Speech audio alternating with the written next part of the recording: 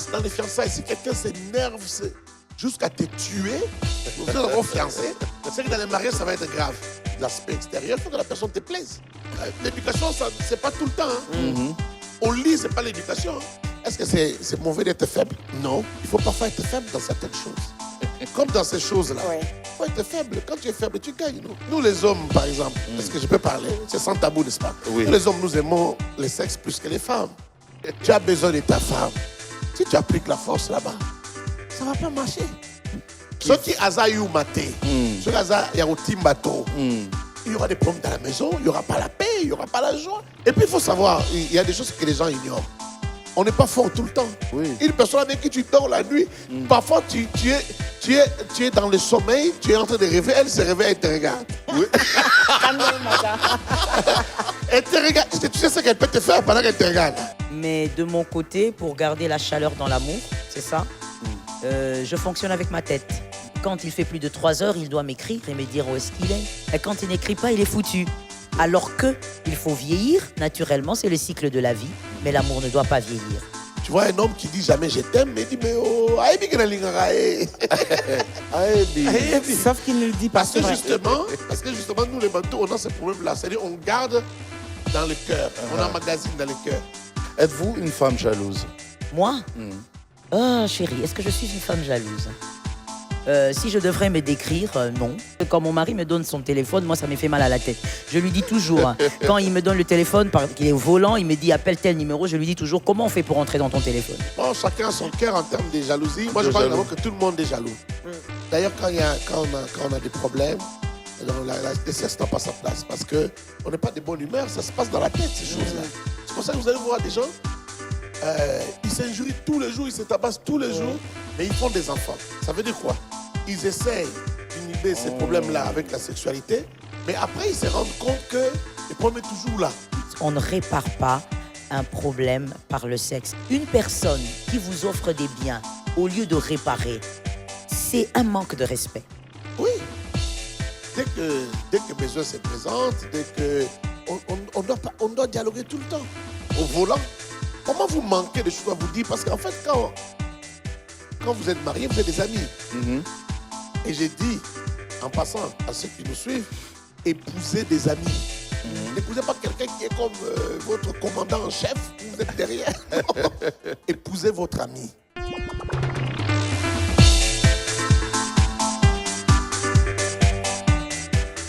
Mesdames, Messieurs, bienvenue. Aujourd'hui, c'est une émission assez spéciale parce que je serai accompagné de Ingrid Kabongo, la sainte Ingrid. Bonjour. Bonjour, tonton Jaco. Bonjour à vous tous qui nous suivez. Aujourd'hui, comme il vous l'a précisé, c'est une émission plus que spéciale puisque nous allons recevoir le couple Kabasele. Le couple Kabasele, comme tu l'as dit, il s'agit bien sûr du pasteur Timothée Kabasele et du pasteur Joël Grace Kabasele. C'est ça. J'ai bien Joël Gloria Kabasele. Alors déjà, tu commences avec des erreurs, ça va être compliqué à gérer. Déjà qu'ils nous attendent, je vois les yeux, ils nous regardent avec des grands yeux. Aujourd'hui, ça va être spécial. Spécial pourquoi? Parce que recevoir un couple qui est pasteur, je vous rassure que des questions, il y en a bien plus à poser, mais pour vous, rien qu'aujourd'hui, ce sera une émission ordinaire. Voilà. Bonjour, pasteur Timothée. Bonjour, tonton Jaco. Bonjour, pasteur Joël. Bonjour. Alors, aujourd'hui, on va en savoir encore plus, parce que c'est vrai que chacun de vous, on l'a reçu d'une certaine manière, et c'est la première fois qu'on vous reçoit comme ça en couple. Ma première question, c'est de savoir comment vous avez fait pour vous rencontrer. C'était comment la première fois? Je crois que c'est l'homme qui va se lancer. Moi, j'aurais dit honneur aux dames, mais bon, je sens que ça va pas. Comment on s'est rencontrés? D'abord, on se connaissait. On s'est connus à l'école secondaire. Je devais être, je crois, en 5e ou 6e, je crois. Elle était en 3e, 4e année. 3e année. Et j'étais le bidel général de l'école. Et je la connaissais à l'école, mais je la connaissais aussi comme la fille du pasteur à mes oncles. Et j'habitais avec mes oncles à ce moment-là. Toute ma famille n'était pas avec moi à Kinshasa, donc mes oncles sont venus habiter avec nous à la maison. Et c'était les pasteurs de mes oncles. Donc, mes oncles parlaient souvent de leur pasteur. Et moi, j'avais la fille de leur pasteur à l'école. C'est comme ça que je me suis beaucoup intéressé à elle. Donc, ça a commencé par là. Et une fois, j'ai cherché l'adresse d'un ami, d'un vieil ami, avec qui on s'était perdu de vue, qui a été à l'étranger. Et on en a parlé avec elle. Je suis allé la voir à la maison et ça m'a créé des problèmes. J'essaie d'être bref. Ça m'a créé des problèmes. Des problèmes pourquoi? Son grand frère a failli me taper dessus. Ouais, si on ne vient pas chercher les filles. Je me rappelle qu'à l'époque, c'était quand même compliqué. Oui. On ne vient pas chez les filles comme ça, non. Exactement. Donc ici, on ne vient pas chercher les filles. Et bon. Et à cette époque-là, déjà, sa mère était encore vivante. Elle a voulu me voir, me rencontrer. Elle est même venue jusqu'à l'école. Mais les papas sentinelles ou la sentinelle de l'école, je me rappelle encore de son nom, je ne sais pas s'il est toujours vivant. Papa Païpaï m'a protégé. Il est venu me dire, la maman de Kaloumé, est venue te chercher, mais je lui ai dit que je ne connaissais pas l'élève Kabassele et que j'étais encore nouveau comme sentinelle. Donc on vous a cherché jusqu'à l'école. Oui, on va jusqu'à l'école. Oh Il dit, mais là. qu'est-ce que la maman a dit? Non, il m'a dit, non, la maman a dit que tu étais son fils, qu'elle voulait simplement te parler comme un fils. Mais elle ne voulait pas que ça passe par la direction. Elle voulait le faire juste à la barrière avec toi. Et moi, j'ai refusé. Donc, ses papas sentinelles a refusé. C'est comme ça qu'on ne s'est pas vus. Et voilà, c'est comme ça qu'on s'est connus. Mais l'amour, tout ça, c'est venu 6 ans plus tard. Ok. Quand on a quitté l'école, on s'est rencontrés 6 ans plus tard. Et c'est parti d'une À petite l'université cette fois-là? phrase. Non, à la cité. À la cité. En route, on s'est rencontrés. On s'est rencontrés. Et elle me dit, mais tu sais, j'ai perdu ma mère il y a 2 semaines. J'ai dit, ah oui. Ah, je suis venu à la radio, mais bon, je vais me rattraper, je vais venir. Et une phrase qui est restée célèbre, c'est qu'elle m'a dit, ah, ça fait plaisir de te revoir. Juste cette phrase-là, ça s'aimait quelque chose dans mon cœur.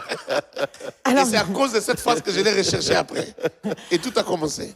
Alors, je vois déjà les papillons dans les yeux du pasteur Joël Kabassele quand vous dites ça. Quand il en parle, hein. Je suis dans les détails. C'est-à-dire, Oh là et là. pourtant, vous savez comment elle est, hein. Mais j'ai senti ça tout de suite. Je crois que vous avez dû voir comme moi, pasteur Joël. Oui. Moi, c'est à vous que je vous pose la question. Qu'est-ce qui faisait que ça faisait plaisir de le revoir 6 ans après? Oh, mais ça faisait toujours plaisir de revoir quelqu'un qu'on n'avait pas vu il y a longtemps. Et pour moi, c'était naturel, pas quelque chose de particulier forcément, parce que, comme il le dit, il avait une certaine responsabilité à l'école. Et puis, bon, toute sa famille étant en Belgique à l'époque, moi, j'étais sûre qu'il les avait rejoints. Et donc, j'étais quand même surprise de voir qu'il était là. Et bon, pour moi, c'était un plaisir de voir quelqu'un qu'on a connu. Alors, au-delà du plaisir de voir quelqu'un qu'on a connu, je me demande, hein, la pasteur Joël Kabassele qu'on voit d'aujourd'hui, cette même femme-là qui m'a dit qu'à l'époque, elle était une femme assez stricte, enfin, elle aimait la vie, mais elle a toujours été dans les rigueurs. Qu'est-ce qui a pu séduire cette femme chez le pasteur L'élément déclencheur. Alors là, c'est la question vraiment d'Ingrid. Hein. Je dis vraiment, l'élément déclencheur, ça a été son écoute. Ça a été son écoute, ça a été l'attention. Alors, comme je disais dans l'émission autrefois, moi, j'ai grandi dans une famille très attentionnée. C'est vrai qu'on était nombreux, mais par la grâce de Dieu, on a eu des parents qui étaient très attentionnés. Et donc, moi, l'attention, ça comptait beaucoup pour moi, et d'ailleurs jusqu'à aujourd'hui. Et donc, j'étais devant un homme qui était capable de m'écouter, entendre mes opinions librement, sans imposer ses opinions, juste le temps qu'il pouvait prendre pour analyser ce que je disais. Parce qu'il faut aussi dire que dans la société dans laquelle nous sommes, où nous avons grandi, ce n'était pas une évidence. Et donc ça, c'était l'élément déclencheur. Ah, ah. Alors, juste une question de curiosité. Est-ce que, à l'époque, pasteur Joël était cette dame de fer que nous voyons aujourd'hui, ou c'était quand même, allez, on va dire, une demoiselle qu'on pouvait approcher, abordable? Je ne sais pas, parce que moi, les regards que j'avais sur elle, ce n'est pas forcément les regards de tout le monde.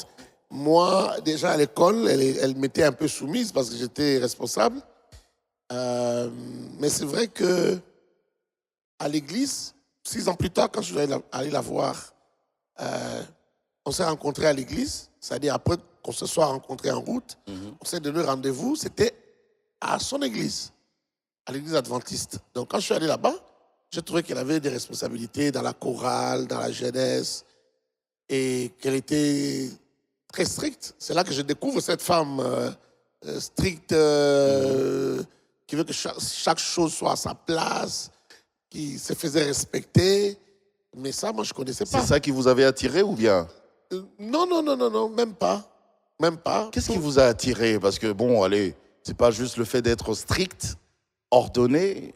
Non, moi, ce qui m'a attiré, c'est le fait que je sortais d'une relation qui avait échoué et j'étais en train de prier pour la femme de ma vie.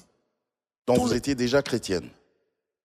Oui, chrétien, depuis serviteur. Déjà chrétien? Serviteur même de Dieu. Ok. Donc, j'ai prié chaque jour parce que je savais que j'avais des ministères, je savais à quoi Dieu m'appelait, j'avais entendu Dieu me parler, j'avais reçu beaucoup de messages prophétiques partout. Dieu a toujours utilisé des gens pour me parler, donc je savais un peu à quel genre de responsabilité Dieu m'appelait. Et je savais qu'il me fallait une femme vraiment qui ait l'étoffe, une femme qui ait la pointure qu'il faut, ou qui soit la pointure qu'il faut. Donc, quand je la rencontre maintenant, et puis cette phrase-là, ça fait plaisir, je me suis dit, bon, parce que ça m'avait vraiment fait quelque chose dans le cœur, et puis je me suis dit, bon, cette femme, cette fille, elle est d'une famille que je connais, une bonne famille, une éducation stricte. Maintenant, extérieurement, bon, ça va. Ça va. Ça compte forcément, non, mais parce qu'on aime bien faire semblant, mais ça compte forcément. Non, ça compte beaucoup. Ça Faut compte, pas faire hein. semblant. Parce qu'on a tendance à dire, non, la beauté, Oui, c'est... la beauté extérieure, mais c'est surtout Non, ça intérieur. compte beaucoup. Parce qu'après, ça risque de te dégoûter. Et puis voilà. Donc, j'ai regardé. Maintenant, j'ai commencé à regarder cet aspect-là aussi. À chaque fois qu'on s'est rencontrés, j'ai regardé. J'ai dit, bon, c'est pas vraiment la taille que je voulais, mais ça peut aller. Elle a des atouts qui sont très importants pour moi. La taille, c'est pas vraiment ça. Je voulais un peu plus grande de taille, mais je pense que ça va. Mais pasteur Timothée, moi je vais m'en arrêter sur ce que vous avez dit. Les atouts, qu'est-ce qu'elle avait au final que les autres n'avaient pas? L'éducation. D'accord. Moi, j'aime beaucoup.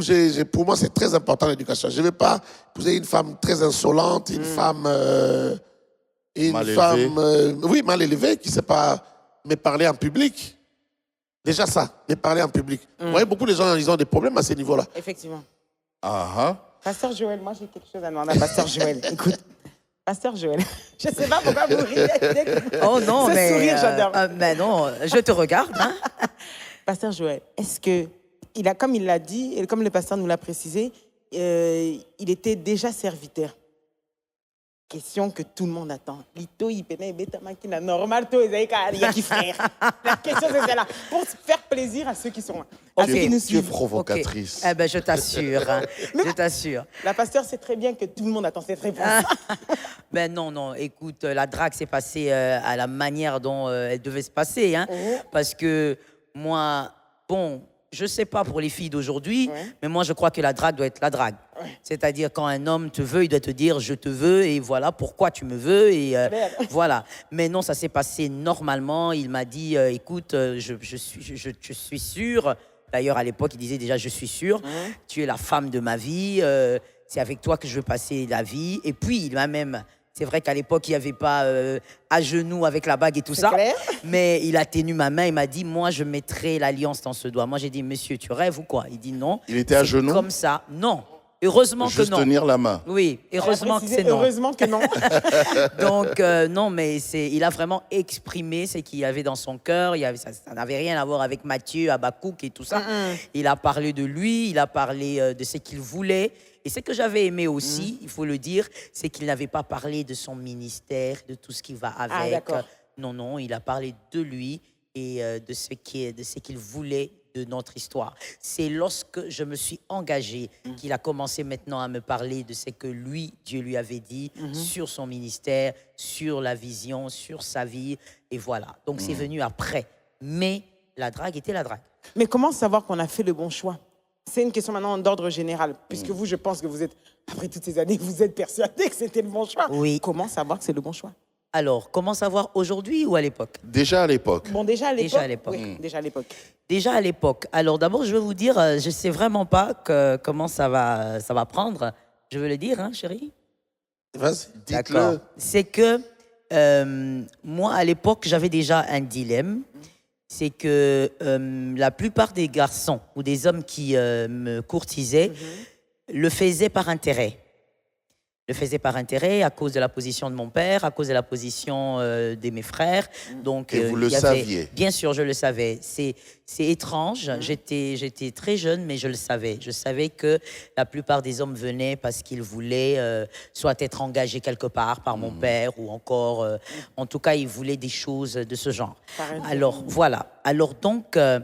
je me rappelle même que lorsqu'il est venu, clairement pour ça, il y avait aussi un homme qui était là, qui voulait la même chose, qui venait déjà à la maison, jouer au tennis avec mon père.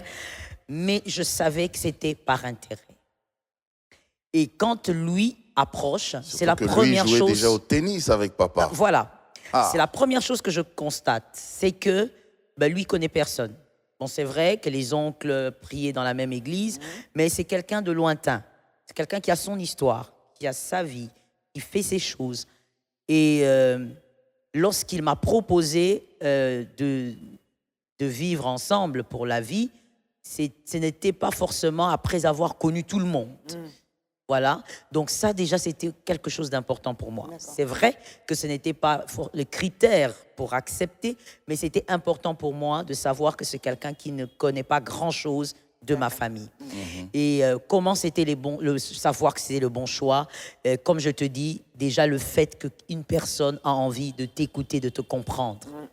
Tout est question de compréhension, de communication. Celui-là me comprend, il m'écoute. Je veux vous choquer peut-être, et je te rechoque, Ingrid. C'est que avant même de me dire, il est enfant de Dieu, il est pasteur, il est serviteur et tout ça, je me suis dit, est-ce qu'on communique? Est-ce qu'on arrive à communiquer? Je peux épouser un enfant de Dieu sans qu'on soit capable de communiquer. Ok. Et ça sera catastrophique. Donc, je voyais, est-ce qu'on communique? J'ai constaté qu'on communiquait bien. Et ensuite, maintenant, il est enfant de Par Dieu. communiquer, comment on peut comprendre ça quand vous parlez de la C'est-à-dire que quand moi je communication? parle, déjà Oui. on m'écoute. Ok. Il faudrait déjà qu'on m'écoute quand moi je parle. Ok. Vous savez dans quelle société nous sommes déjà. Il faudrait qu'on m'écoute en tant que femme quand je parle.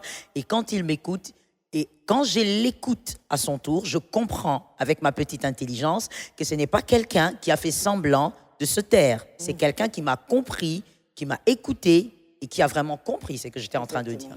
Et donc là déjà, il y a quelque chose que je comprends, que la communication va bien se passer. Et au-delà de ça, il est enfant de Dieu. Il est enfant de Dieu, je l'ai vu vivre dans son milieu en tant qu'enfant de Dieu. Et comme mon père me disait à l'époque, puisque ma mère n'était plus, il me disait, va aussi voir chez eux. Parce que comme il traite sa mère, c'est comme ça qu'il te traitera. Va voir comment il vit avec ses frères. Et quand j'arrive là, je ne vois pas une maison qui fait semblant d'être une maison chrétienne. Parce que moi, j'ai grandi aussi dans une maison chrétienne. Mais je vois des gens vivre leur chrétienté. Je vois sa mère, son père, ses frères vivre la chrétienté. Alors je me dis, écoute, je suis au bon endroit. Ah, donc c'était ça le critère. Mais alors, moi, je reviens un petit peu à ce que vous avez dit, parce que maman a parlé de la communication. Elle a senti que voilà, il y avait une certaine communication, que vous pouviez communiquer. Vous avez dit que vous avez ressenti, vous avez remarqué en elle cette femme qui pouvait savoir comment vous parler en public. Est-ce que ça compte, la manière de parler à un homme en public? Ça compte beaucoup. Mais en fait, quand moi je parle de parler en public, c'est un peu l'extérieur. Comment ça se manifeste, la bonne éducation. Quand quelqu'un a été bien élevé. Parce que sincèrement, dès que je l'ai vu, après cette phrase-là, j'ai commencé à entrevoir quelque chose. Et puis je me suis dit, parmi les choses que j'ai regardé la bonne éducation. Je dis, le fait qu'elle soit bien élevée, ça va beaucoup m'aider. Parce que sa sœur m'a convoqué, sa grande sœur, pour me poser la question, c'est quoi? On te voit venir souvent, la suivre à la répétition, tout ça, c'est quoi? Je lui ai dit, et puis elle m'a posé la question, pourquoi? Bizarrement, elle m'a posé la question, pourquoi elle? Et c'est ce que je lui avais répondu à l'époque. J'ai dit, je connais son éducation et c'est ce que je veux. Et je l'ai désarmé parce qu'elle n'avait plus rien à dire. On s'est arrêté là. Donc, partant de son éducation, vous savez comment elle va commencer à vous parler. Oui. Est-ce que c'est important, la manière de parler à un homme? C'est très en fait, important c'est juste parce ça que que je veux savoir. C'est très important parce que je suis un Oui. homme public. Je savais que j'étais un homme public. Comment on doit parler à un homme? Comment une femme doit parler à un homme? Mais poliment, parce que moi déjà, je savais comment parler à une femme en public. J'allais pas lui manquer du respect en public. Et ça s'avère vrai jusqu'aujourd'hui, ça se démontre. N'est-ce pas, chérie? Oui. Je sais comment on parle à quelqu'un en public, même si dans la chambre on peut se tirailler, on peut se chamailler, mais devant les gens, on n'est pas obligé d'amener ce qui se passe dans la chambre dehors. Vous voyez ça? On se retient. On se retient et puis quelqu'un d'autre va dire on fait semblant. Non, c'est pas faire semblant. C'est être bien éduqué. C'est être bien éduqué. C'est ça, oui, justement. Oui. Parce que justement, quand tu manques du respect à un homme dehors, c'est même ton image que tu détruis. Les gens vont dire, c'est quel genre de femme? C'est l'homme aussi qui le fait avec sa femme. Tu détruis aussi ton image dehors. Mais dans la chambre, vous pouvez vous dire tout ce que vous voulez et puis vous arranger. Vous dites des vérités crues. Et puis, si c'est trop fort, il faut se demander pardon. Vous demandez pardon. OK. Et puis, vous pardonnez aussi. Vous ne demandez pas seulement pardon. Et puis, vous pardonnez comme des enfants de Dieu. OK. Donc, déjà, ça, pour moi, c'était très, très, très important. Parce que je m'étais juré de ne pas échouer dans les mariages. Et je savais que la chose qui pouvait vraiment me déranger, qui pouvait faire que je choue dans les mariages, c'était d'abord ça. Le manque de respect. Le manque d'éducation. Le manque d'éducation. Le manque d'éducation. Et j'avais besoin de quelqu'un qui peut m'aider où je vais. Je sais où je vais, mais je ne connais pas forcément la direction. Il me faut quelqu'un avec qui nous trouvons la direction. Qui accompagne. Qui accompagne. D'accord. Quelqu'un avec qui nous trouvons la direction. Donc il faut quelqu'un qui ajoute quelque chose. Si tu épouses juste une femme qui est intéressée juste au matériel ou qui est intéressée juste, je ne sais pas, mais elle ne va pas t'aider. Mais à première vue, comme ça, comment vous pouvez remarquer ça? Comment vous sentez ça pendant que vous draguez, pendant que vous courtisez cette demoiselle? Donc ça ne se sent pas au niveau au moment où on courtise. Ce sont les informations que vous avez sur la personne. Okay. Soit. Quand vous fréquentez la Je ne sais personne? pas si c'est la technique de drague qu'on donne à quelqu'un, mais allez voir la personne. Essayez de voir, d'avoir quelques informations. Cette personne vient de quelle famille? Elle côtoie qui? Elle vit avec qui? Elle fait quoi dans la vie? Qui sont ses amis? Oui. Et si c'est possible même, ne venez pas parler d'abord mariage. Essayez d'abord de parler amitié, de parler vie, de parler travail, et puis voir comment la personne vit. Est-ce que c'est une bonne personne? C'est une personne vivable? C'est une personne respectueuse et puis respectable? Essayez de voir ces choses-là. Si c'est ce qui vous tient à cœur, parce que moi c'est ce qui me tenait à cœur. Moi, je supporte mal l'insolence, le manque de respect. Alors là, vous le dites parce que c'est ce que vous supportez mal. Pasteur Timothée, j'aimerais que vous puissiez dire à une personne qui nous regarde à cet instant, quelles sont les étapes ou l'acheminement même qu'il faudrait pour qu'il y en a qui ont beaucoup cette difficulté, c'est de faire le bon choix. Alors, je sais que vous n'aurez pas forcément la phrase. Il n'y a pas une phrase spéciale ou bien un acheminement spécifique, mais j'aimerais juste que vous pouviez égayer une personne pour lui, comment il trouvera cette bonne personne, comment il pourra se décider et se dire oui, je peux commencer à m'engager. Que doit-il faire? Les étapes, hein? Les étapes.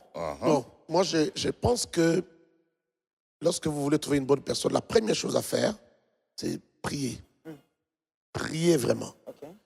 Demandez à Dieu de vous faire rencontrer la bonne personne. Je pèse bien mes mots. OK. De vous faire rencontrer la bonne personne. Même si Dieu ne vous parle pas par une voix audible, même si Dieu ne vous montre pas dans un songe, même si vous n'ouvrez pas la Bible et vous tombez sur le nom de la personne, ce n'est pas ça le plus important, mais que Dieu amène vos pas, guide vos pas vers la personne, que Dieu guide les pas de la personne vers vous. Que vous puissiez, lorsque vous rencontrez la personne, être convaincu que c'est elle la personne. Ça, c'est la première chose. Et il faut prendre le temps de le faire souvent, prier.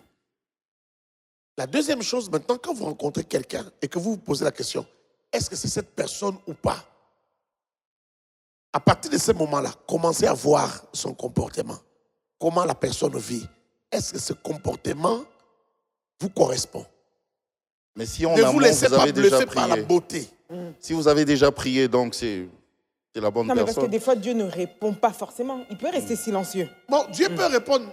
Pour notre cas, par exemple, j'ai dit ça entre guillemets. Moi, j'avais interdit à Dieu de me parler en prophétie ou en songe ou en quoi que ce soit. Ok. Oui. Parce que je venais d'échouer en me fiant à ces choses-là. À ces choses-là. OK. Donc on peut faire ça aussi. Hein. Donc, oui, j'avais dit à Dieu, pas ça. Pas ça. Je n'ai pas besoin que quelqu'un me parle. Quelqu'un me dise, non, c'est Dieu. Non, non, non. Et je suis allé vers aucun prophète pour demander, est-ce que c'est la volonté de Dieu? J'en avais pas besoin.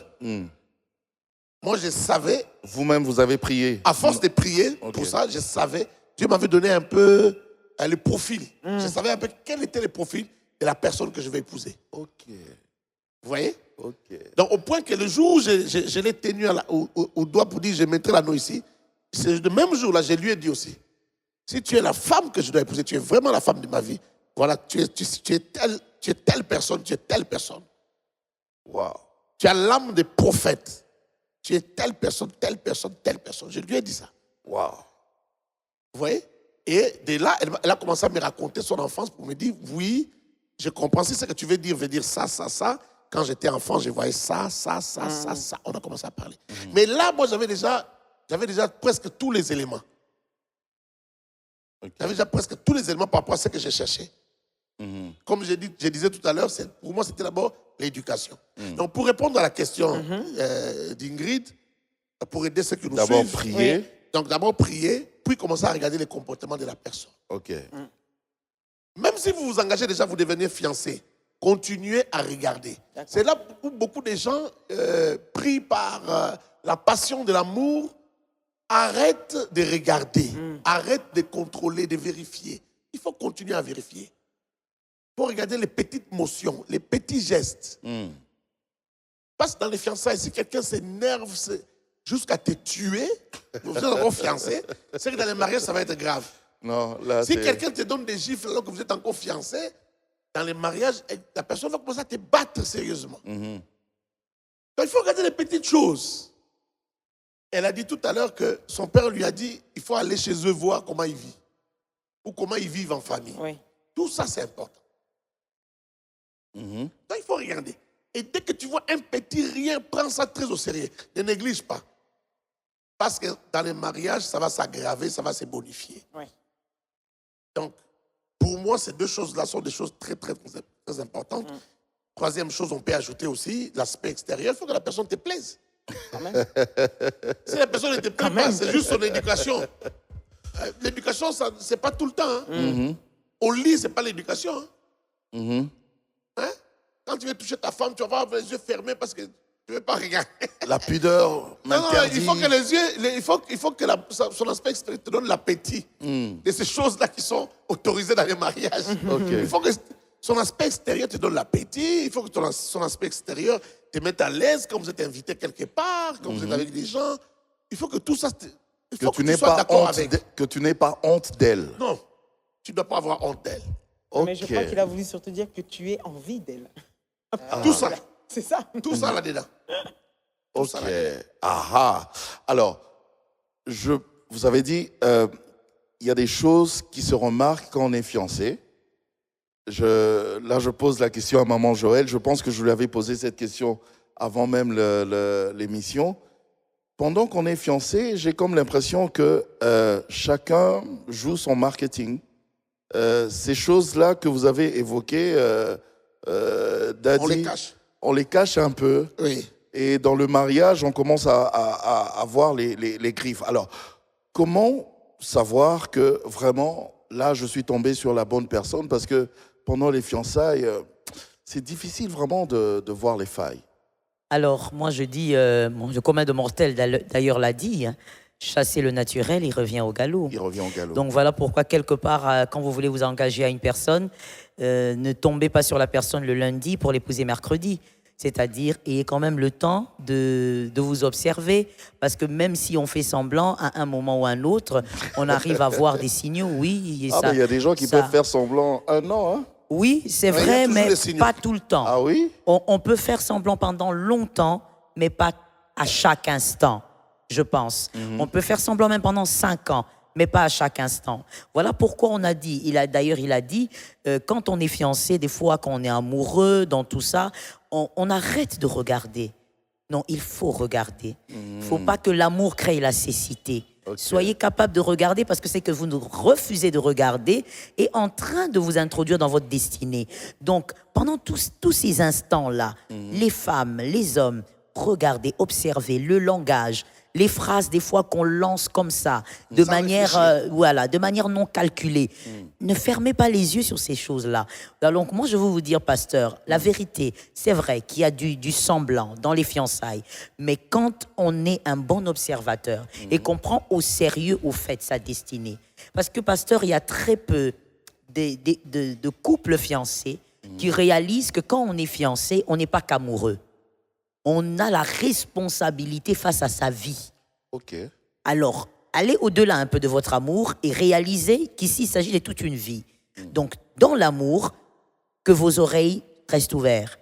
Observez. Je donne un exemple qui peut peut-être vous étonner.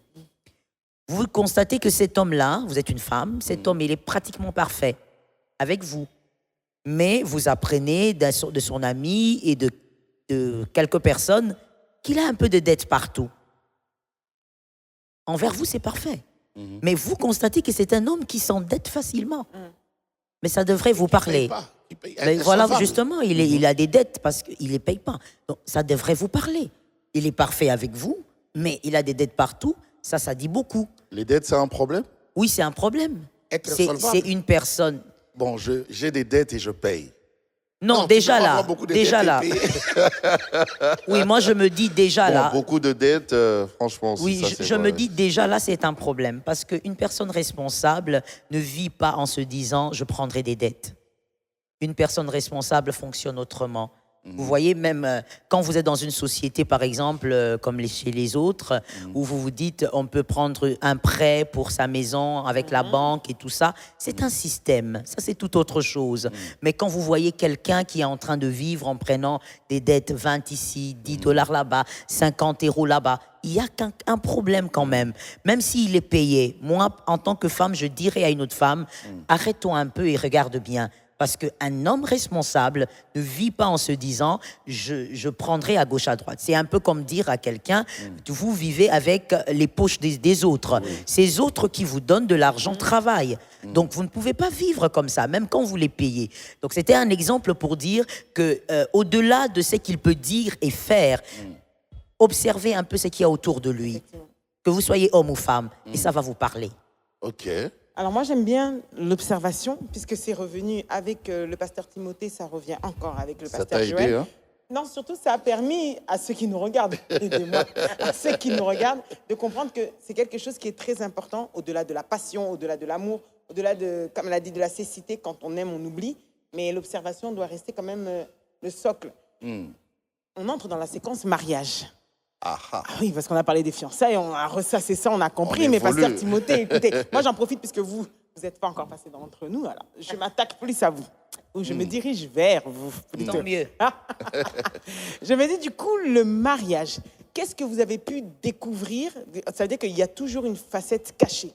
Malgré tout, quelles sont les premières difficultés qui vous ont quand même épaté d'une personne comme vous nous l'avez décrit, que vous appréciez, qui vous a plu et que vous avez trouvé avoir une bonne éducation?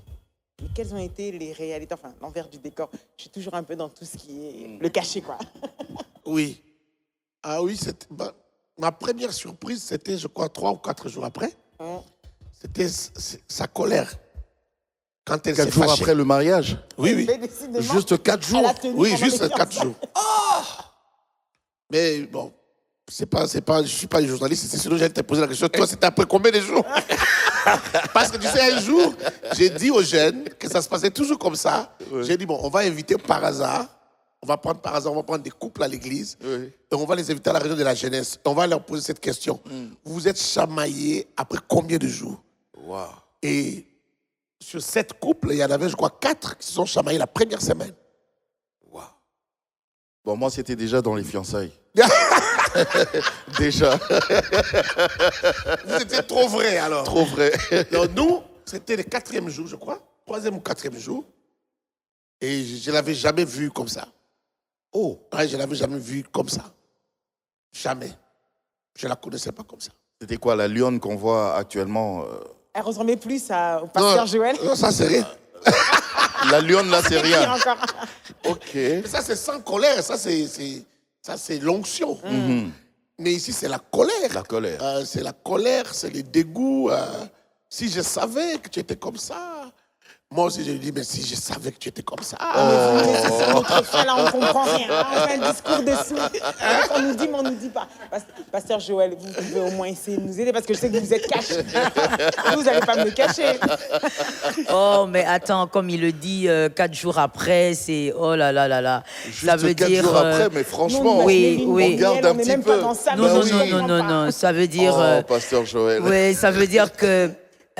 vous savez, c'est incroyable quand même. Hein. C'est vraiment une étape sérieuse, fiançailles et vers le mariage. C'est vraiment autre chose. Parce que, au fait, qu'est-ce qui se passe, c'est que je me rends compte, d'où vient la colère, au fait. Je me rends compte que il suffit pas que je dise quelque chose pour que ça avance, ou qu'ils disent quelque chose pour que ça avance. C'est là que je me rends compte qu'il faudrait entremêler nos pensées, entremêler nos avis. C'est là que je réalise que ça ne sera pas toujours je veux, d'accord, tu prends. Alors je me dis non, c'est pas possible, ça, c'est pas possible, mais c'est clair. C'était quoi? C'est sûr, ça a dû vous troubler, ça. Ça a dû vous troubler, ça. C'était quoi le problème? Oh, tu sais, 4 jours après, là. sincèrement, je ne me rappellerai pas trop qu'est-ce que Je parie que c'était. c'était un Pasteur bête Timothée, il problème. s'en souvient. Il s'en souvient, Non, j'ai dû non. regarder là-haut. Non, j'ai cherché. Sincèrement, J'ai fait appel à mon contexte. J'ai fait appel à mon cerveau. Mais je ne me rappelle pas. En fait, ce sont des choses que les couples rencontrent dans la vie chaque jour. Ce sont des choses qu'on rencontre tous les jours, des choses qui nous font chamailler ou tirailler. Des choses banales, hein? Oui, des choses banales. Mais justement, dans les mariages, c'est toujours des choses banales. C'est jamais des choses trop graves qui créent des problèmes entre Et les est-ce gens. que ça aurait pu prendre une autre ampleur? Parce que vous allez nous dire comment vous avez su gérer, puisqu'au final, c'est la première des choses, la première engueulade. Des fois, ça peut prendre une tournure, comme vous l'avez dit. Elle a dit « si je savais ». Vous aussi, vous avez dit « si je savais ». C'est vrai que si chacun reste avec ça dans sa tête, en vrai, on peut des fois ne pas faire même une année de mariage. Oui. Voilà pourquoi on voit des couples qui se séparent. Qu'est-ce qu'il faudrait, en fait? Non, bon, nous, Dieu nous a fait grâce. C'est ma femme qui appelle ça comme ça, la grâce. Que moi, je sois plus conciliant. Déjà, de nature, si je dois parler de moi-même, moi, je ne supporte pas vivre avec quelqu'un dans la même maison et puis on ne s'entend pas. Ok. On ne se parle pas, on est fâché. Je ne saurais pas. Pasteur Joël, c'est le contraire. Andy, elle supporte. Au début, là, Elle oui, supporte. au début, elle Elle pouvait, supportait? elle pouvait tenir. Je sentais Une semaine, qu'elle un tenait. mois? Non, mais moi, je ne la laissais pas faire une semaine, justement. Ok. On n'a jamais fait une semaine sans se parler. Mais j'avais l'impression qu'elle pouvait tenir. Et j'avais l'impression qu'elle pouvait tenir, mais moi, je ne pouvais pas. Donc, après des problèmes comme ça, parfois c'est les mêmes jours, mais ces jours-là, ce n'était pas les mêmes jours. Je crois que c'était le lendemain. Le soleil ne s'est pas couché. Je suis allé vers elle. Est-ce une faiblesse? Parce que beaucoup, justement, ne vont pas. Il y en a Beaucoup d'autres qui d'hommes. préfèrent. Ouais, beaucoup d'hommes se disent, tiens, en zonga, jusqu'à ce qu'elle fasse le premier pas. Et des fois, ça peut perdurer, justement. Si elle est forte comme ça, elle pouvait tenir. On peut y aller jusqu'à aller, pourquoi pas un mois. Est-ce une faiblesse Je veux vous pour décevoir. un homme de faire le Je veux vous premier décevoir pas? et décevoir les autres hommes qui pensent que c'est une faiblesse. Est-ce que c'est mauvais d'être faible? Oui, c'est mauvais. Non. Il faut parfois être faible dans certaines choses. Ah oui? Oui. Parfois, dans certaines choses, c'est la faiblesse qui gagne. C'est pas la force. Dans certaines choses, il faut appliquer la faiblesse pour La gagner. faiblesse gagne. Oui. Comme J'aimerais dans, que vous soyez plus explicite, pour ma part. comme dans ça. Comme dans ces choses-là. Ouais. Il faut être faible. Quand tu es faible, tu gagnes, non? Au lieu de faire une semaine. Nous, les hommes, par exemple, est-ce que je peux parler? C'est sans tabou, n'est-ce pas? Oui. Nous, les hommes, nous aimons les sexes plus que les femmes, en général. Alors, C'est ce que les hommes aiment bien faire sortir, mais je ne sais pas. tu as besoin de ta... Ingrid, Tu as tais-toi. besoin de ta femme. Tu as besoin de ta femme. Si tu appliques la force là-bas, ça ne va pas marcher. Tu as besoin d'être faible, qu'elle sente que tu as besoin d'elle, que tu as besoin de son sourire, et puis tout redevient à la normale. Ok. Moi, déjà, je ne supporte pas, comme je l'ai dit, être dans une maison où il y a des problèmes. C'est-à-dire, on se regarde en chien de faïence. Moi, je ne supporte pas ça. Moi, je veux que, quand je passe comme ça, quelqu'un lance quelque chose, on rit, on éclats, et puis la bonne ambiance. Donc, vivre dans une maison où il y a des problèmes, je ne saurais pas. Ou peut-être fuir, aller passer tout le temps dehors avec les amis, et puis revenir juste pour dormir. Et même là, les peu de temps qu'on est éveillé avant de dormir, là, On retrouve le problème. on retrouve les problèmes. Ça sera un calvaire. Donc, il me faut être faible. Je vais vous dire quelque chose, toujours par rapport au mariage. J'entends parfois les gens dire, ah, mon ou bien la famille ou la belle famille dire, ah, notre frère, depuis qu'il est marié à cette Moi, si on a cette monnaie femme, laillée. moi, c'est à monnaie, la femme l'écrase, tout ça. Mais vous savez pas ce que lui gagne en se faisant faible. Il gagne quoi? Peut-être la bonne humeur dans la maison, la joie, le respect de sa femme. Lui, c'est ce qu'il gagne. Kasi yuma yango anat. Non, mais ce qui C'est toujours l'homme qui... ce qui azayu maté, ce qui azayu timbato, il y aura des problèmes dans la maison, il n'y aura pas la paix, il n'y aura pas la joie. Il n'a pas besoin de ça. Et puis il faut savoir, il y a des choses que les gens ignorent. On n'est pas fort tout le temps. Ok. Il y a des moments où on est faible. Tu peux faire l'effort aujourd'hui. Un jour, tu auras besoin de l'autre. Oui. Quand tu es malade, tu as besoin de l'autre. Quand tu deviens, souvent nous, on épouse des gens plus jeunes que nous. Quand tu vieillis là, tu as besoin de celle qui est plus jeune. Ah oui? Ah oui. Et puis, c'est pas toi qui fais la cuisine. Hein. Mais justement, Tu sais pas ce qu'on met dans les repas. Tu as besoin de l'autre. Tu as besoin que l'autre soit bien. et pasteur Timothée, justement, pendant cette crise-là... Pardon, maman. Tu sais, il y a des gens qui se croient forts, alors qu'ils ne sont pas forts. On peut l'avoir On comme peut ça, l'avoir à tout moment. comme un lapin. Tu te crois fort, tu n'es fort en rien. Et puis moi, il y a Et une pourtant, phrase tu que es bien j'ai... dans la sauce, quoi. Mais On peut oui. t'avoir. Et moi, il y a une phrase que j'ai dit tout souvent, même dans mes prédications, les gens qui prient ici le savent. J'ai dit toujours, tout le monde peut faire du mal à tout le monde. Les faibles peuvent faire du mal à celui qui se croit fort. Alors, il faut être en paix avec tout le monde. Ok. Il faut être en paix avec tout le monde. Tu crois être fort, tu n'es pas fort. Surtout avec son épouse, hein. Surtout avec son épouse. Oui. Une personne avec qui tu dors la nuit. Parfois, tu es dans le sommeil, tu es en train de rêver, elle se réveille, elle te regarde. Oui. Elle te regarde. Tu sais ce qu'elle peut te faire pendant qu'elle te regarde. Il y a quelqu'un qui a dit que les femmes, vous dormez jamais. La femme, elle dort pas. Elle est toujours Elle en te regarde et éveil. puis elle réfléchit. Comme une femme m'avait dit, une dame m'avait dit, ah papa, quand je me suis réveillé, je l'ai regardé comme ça. J'ai eu envie des envies de meurtre. Tu vois ce genre de Oh choses. là là là là. Oui, mais toi, tu l'as fait souffrir la journée, tu lui fais ceci, cela, mais tu ne sais pas ce qui se passe dans son cœur. Vous voyez? Donc, bon, là, je suis allé un peu trop loin. Oui. Je suis allé un peu trop loin. J'ai même parlé une fois ici dans une prédication d'une dame qu'on a trouvée à Makala là-bas. C'est une de nos sœurs qui l'a rencontrée, qui est venue nous relater. On pose la question à cette maman, pourquoi tu es ici? Non, moi je suis ici parce que j'avais tué mon mari. Wow. Pourquoi tu l'as... Non, il me battait tous les jours. Oh là là. Il me battait tous les jours. Tous les jours, il rentre ivre et il me bat. Tous les jours. Et un jour, moi aussi, j'ai fait mes calculs. J'ai dit, OK, je vais finir en prison. C'est pas grave. Mais il faut que je lui règle ses comptes. Je finis avec ce type. Voilà. Alors, elle a mis une grosse marmite. Oh là là là. J'espère que je ne donne pas le mode opératoire à quelqu'un. Non, non. Ne Une faites pas grosse ça chez marmite. vous. Ne faites pas ça chez Ne vous. faites pas ça chez vous. Une grosse marmite de bouillie, de maïs. Donc, voilà, une grosse marmite. Donc, l'homme vient, il fait ses histoires, il la bat, il mange, il va se coucher. Il commence à ronfler, la dame soulève la marmite Aïe, aïe, du aïe. brasero, entre avec dans la chambre, il verse. Donc, c'est à peine, je ne crois même pas qu'il a eu le temps de réaliser ce qui lui est arrivé. Ou même de crier ou de... Il a Ouh là là. crié, il a poussé un cri qui venait d'un profond sommeil. Les derniers. Les derniers. Les derniers. Le seul et le dernier. Parce qu'on l'a amené à l'hôpital, il était brûlé au 3e degré. Après quelques jours, il est décédé. Ah là là. Et la femme a demandé aux gens de l'amener calmement à la police parce que c'était un plan bien ficelé. Qu'on l'amène, on l'a arrêté. Donc, Oh là là. on a Les garçons du quartier, d'ailleurs, n'ont même pas eu le temps de faire des représailles. Tout le monde savait qu'on la battait tous les jours, elle pleurait tous les jours, on la dénudait et tout ça. Vous voyez? Donc, en réalité, celui qui est fort n'est pas fort. Il faut être sage dans la vie. Et puis, on a ce qu'on recherche dans la vie. Qu'est-ce que tu veux? Tu veux un couple comment? Tu veux un mariage comment? Moi, je veux un mariage... C'est vrai que tout naturellement, quand l'autre a tort, on a besoin que l'autre fasse le pas. Oui. Alors, vous dites, deux fois, il faut accepter d'être Non, moi, faible. elle sait, elle est là. Moi, quand je viens vers elle pour lui demander pardon ou pour arranger, ce n'est pas que je lui donne raison. Je ne change pas les biens en mal ou le tort en raison. Non, non. C'est juste pour... Soit je mets ça de côté, mais je sais qu'on y reviendra un autre jour.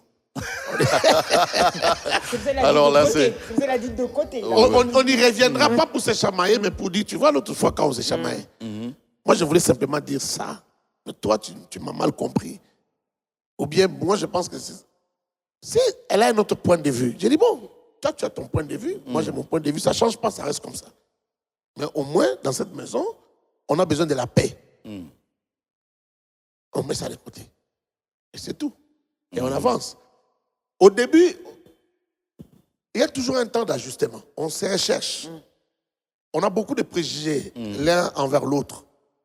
Parce que on conçoit la femme comme peut-être sa maman.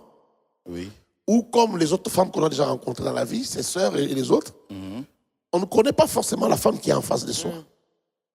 On a des préjugés. La même chose pour l'homme. Tu vas comparer, tu es femme, tu compares ton homme avec ton papa, tes frères, ou avec les hommes que tu connais, ou les histoires des hommes que tu as déjà entendus. Donc, ou avec un ex. Ou avec un ex. Donc on a beaucoup de préjugés. Ce qui fait qu'on se tiraille parfois sans raison. Okay. Ah non, pourquoi tu avais dit ça alors? Ah donc tu voulais dire que. Donc tu vois, on a toujours ça. Et avec le temps, il y a un temps d'ajustement. 3 ans, les plus intelligents, les plus sages. 2 ans, 3 ans, on s'ajuste. On se connaît, on se comprend. Les autres, ça prend beaucoup de temps. Ça peut aller jusqu'à 10 ans. Donc maintenant, vous commencez à vous comprendre mieux. Quand l'autre dit, mettons ça de côté, tu comprends mieux. Tu crois en ce qu'il te dit. Oui. Tu crois, tu te dis pas que ça engage mon point. Parce que vous vous connaissez maintenant. Ok. Donc, voilà. Alors, c'est pas une faiblesse. Mais comme les gens appellent ça faiblesse, j'ai dit, alors il faut aussi être faible. De temps en temps. Pasteur Joël, il y a une question là, mais vraiment, j'avais vraiment envie de la poser. À vous entendre, vous deux là, on comprend que vous êtes connus il y a très très longtemps, très jeunes. Oui. Et jusque maintenant, vous êtes ensemble et dans le mariage et avec beaucoup de responsabilités d'ailleurs dans le ministère et même dans les affaires. Comment vous faites maintenant pour garder cette chaleur-là, ce feu-là, en sachant que, oui, maintenant on s'aime, on est ensemble, mais je dois reconnaître aussi qu'on n'a plus 16 ans, 18 ans, 20 ans. Oui. Comment vous faites pour garder cette même chaleur? Alors, tous les deux ou chacun de son côté? Vous, et puis papa va parler. Ah d'accord. Alors, de mon côté, d'abord, c'est peut-être une réponse qui va décevoir. Mais de mon côté, pour garder la chaleur dans l'amour, c'est ça, je fonctionne avec ma tête. Depuis tout ce temps? Je fonctionne depuis avec très ma jeune. tête. Je fonctionne avec ma tête. C'est-à-dire que je sais très bien qu'en étant marié, il y a des choses qui peuvent s'évanouir si vous ne le tenez pas. Il y a des choses qui peuvent se dissiper. Et donc, je place certains principes qui m'aident à garder le feu de l'amour. Avec votre tête? Exactement. Pas avec le cœur? Avec ma tête. Le cœur suit. Ingrid attaque. Avec ma tête. Alors, Ingrid, je te fais confiance. Je te fais confiance. Au front. Pasteur Joël, j'aime bien avec le cœur et avec la tête, et le cœur suit. Exactement. Sauf que le cœur a des raisons que la raison ignore. Donc c'est une question qui me vient en vous disant, et je crois que non, celle-là je ne l'avais pas posée. Quand vous enlevez vous dites que la tête pense, on peut dire quoi? Vous êtes calculatrice dans le mariage? Il faut se dire quoi? Il faut calculer son mariage pour Ah, pouvoir ah. continuer, pour pouvoir le tenir, pour pouvoir avancer? Il ne faut pas seulement, mais il faut aussi calculer. Il ne faut pas seulement calculer. On ne vit pas dans le mariage stable en calculant son mariage exclusivement, mais il faut aussi calculer. Aussi calculé. Alors, c'est à Exactement. quel moment que le pasteur Joël laisse son cœur dépasser au-dessus de ce qu'elle pense? Si je laisse mon cœur aller au-dessus de ma tête, je perds mon mariage. À aucun Non, non, moment donné. aidez-nous à comprendre, parce que là, vraiment, on se perd. Oui, On je est ne perdu. peux pas laisser Papa mon va parler cœur aussi. aller au-dessus de ma tête. Si je laisse mes émotions aller au-dessus de la raison, je veux perdre mon mariage. Je dois laisser la raison aller au-dessus. Lorsque on veut se marier, je l'ai toujours dit, il faut être un adulte. Et quand on est dedans, il faut vivre la maturation. Ça ne s'arrête pas jusqu'au jour de votre mort. Vous ne pourrez pas dire « je suis assez mature pour mon mariage ». Même si vous faites 30 ans de mariage, vous devez vivre la maturation continuellement. Et donc, qu'est-ce que j'ai envie de dire de manière très brève qu'il faut aussi calculer. quand je dis qu'il faut aussi calculer et quand je dis que j'entretiens le feu de l'amour dans mon mariage, d'abord avec ma tête. Vous connaissez, nous sommes ce que nous sommes, prédicateurs de l'Évangile, très occupés. Donc, je me dis, le lundi, par exemple, c'est le jour où je reste avec mon mari, avec mes enfants. Le téléphone peut sonner, je ne réponds pas. C'est ma tête. OK. C'est ma tête. Vous restez C'est avec calculé. votre mari. Je reste avec mon mari. C'est calculé. C'est-à-dire séquence, en séquence câlin. Oui, ou- justement. Par Ok. exemple, il regarde son film, et puis moi je viens m'incruster là, et puis je demande le câlin. C'est ma tête. Ça doit être là. Parce que si je ne demande pas ce câlin-là et qu'on ne me le donne pas là, je peux faire 2 à 3 mois en dehors de ma famille, en train de voyager pour l'Évangile, qui est une très bonne chose, mais je les n'aurai câlins pas ce vont vous fameux manquer. câlin. Et donc, je calcule ce que je dois imposer à ma vie quotidienne pour entretenir le feu de l'amour. Vous avez un cas technique. Parce que les Quinois disent, c'est ça- ça technique. Au moment où, justement, vous calculez ça, Oui. mais comme vous êtes une femme mariée, ça veut dire que Oui. vous devez aussi vous adapter Oui. à des fois à ces moments à lui qui ne sont pas forcément vôtres. Oui. Comment vous gérez maintenant quand c'est en surprise? Puisque vous avez dit le lundi est consacré à ça. Oui. Ça, c'est pour vous. Oui. C'est ce que vous avez calculé. Oui. Et le mardi, le mercredi, le jeudi, même si c'est fatigué, même si, Oui. je sais pas, la journée était épouvantable, mais que vous devez... comment vous faites pour vous adapter? Oui, Sachant par que vous exemple. n'avez plus 20 ans. Oui, par exemple, le fait que chaque matin, quand mon mari se réveille, il me salue, je le salue, on se dit je t'aime. Au début, c'était Chaque naturel. matin. Oui, chaque matin. Il n'y a pas un matin où on se lève sans C'est nous dire bonjour. chérie, je t'aime. Oui, chaque matin. Vous êtes dans des répétitions? Chaque ou matin.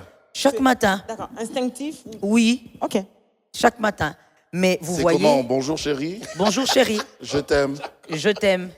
Et puis, et quand, bisous. quand je dis je t'aime, des fois je dis je t'aime, et puis, Un petit bisou. et puis il dit oui, moi aussi. Et puis je dis non, non, non. Et puis il dit moi aussi je t'aime.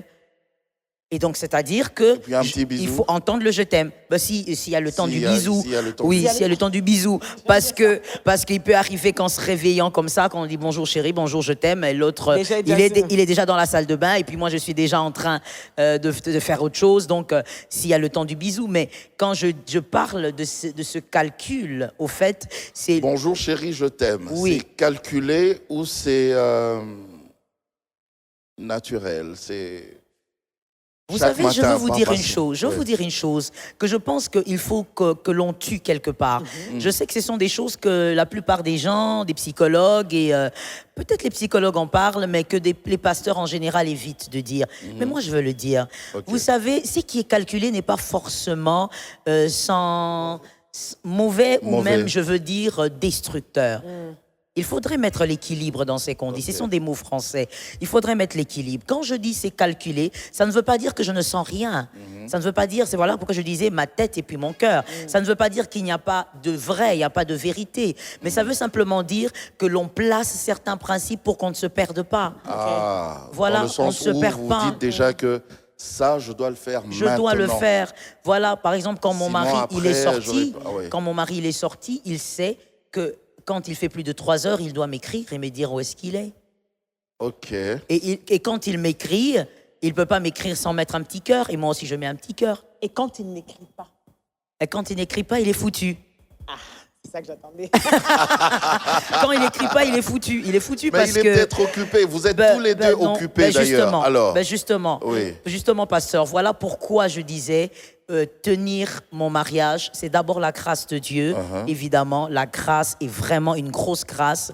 Mais deuxièmement, de mon côté, je dis, c'est parce que je calcule certaines choses. Parce que plus, comme vous l'avez dit, on n'a plus 20 ans, plus on grandit, plus les responsabilités augmentent. Les espaces se rétrécissent. Et donc, si vous ne placez pas certains principes, même en amour, vous allez vieillir. Votre amour aussi va vieillir.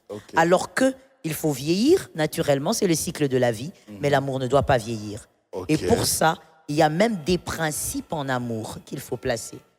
Il faut arrêter de se dire, ça c'est enfantin, que de se dire que non, tout doit être spontané, on doit tout vivre de manière spontanée. Oui, là c'est quand on est un bébé. Là c'est quand on est un bébé. Dans le mariage, j'équilibre, il y a du spontané, mais il faut qu'il y ait, je pèse mes mots, il faut aussi qu'il y ait du calcul, des principes en amour pour garder le feu. En tout cas, pour les personnes très occupées et qui ont beaucoup de responsabilités, je pense que c'est important. Moi, je suis d'accord. Tant que vous avez dit, il y a du... Il y a la même question pour papa aussi, hein, Ingrid. Oui, il doit y répondre. Ah oui, sachant que vous n'avez plus 20 ans, mais c'est vraiment un amour de jeunesse, mais qui continue. Comment vous faites pour garder cette flamme? Ben, elle a répondu à... Elle a déjà répondu. Moi, de mon côté, ce que je fais,